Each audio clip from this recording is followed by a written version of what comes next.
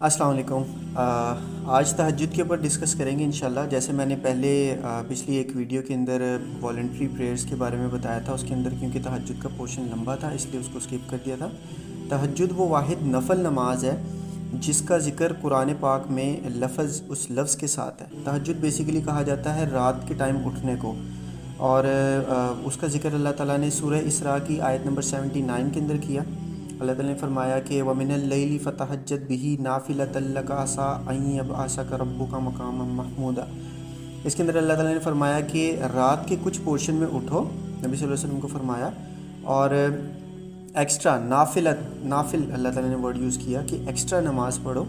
اور آگے اللہ تعالیٰ نے فرمایا تاکہ تمہیں مقام محمود پہ پہنچایا جائے۔ اب یہ اسپیشل انسٹرکشن نبی صلی اللہ علیہ وسلم کے لیے اللہ تعالیٰ نے کی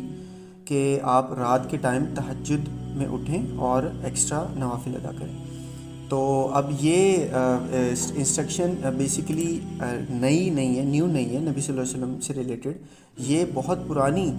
نماز ہے تہجد،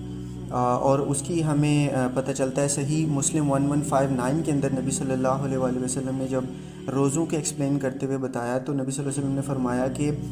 سب سے بہترین نماز حضرت داؤد علیہ السلام کی تھی، وہ آدھی رات کو اٹھتے تھے اور آدھی رات کو سوتے تھے۔ تو یعنی یہ حضرت داؤد علیہ السلام کے دور سے تہجد نماز پڑھی جا رہی ہے۔ اور پھر اب کتنی نماز پڑھنی چاہیے تہجد، یعنی کتنی رکعت ہونی چاہیے، تو وہ حضرت عائشہ نے ایکسپلین کیا۔ صحیح بخاری 2013 کے اندر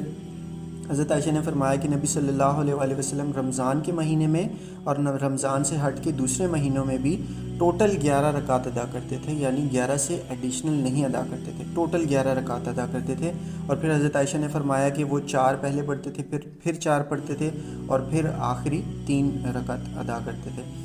تہجد کی۔ اور اب کس ٹائم پڑھنا بہترین ہے، تو وہ نبی صلی اللہ علیہ وآلہ وسلم نے صحیح بخاری 1145 کے اندر بتایا۔ وہ حضرت ابو ہریرہ نے نریٹ کیا کہ نبی صلی اللہ علیہ وسلم نے فرمایا کہ اللہ تعالیٰ رات کے آخری پہر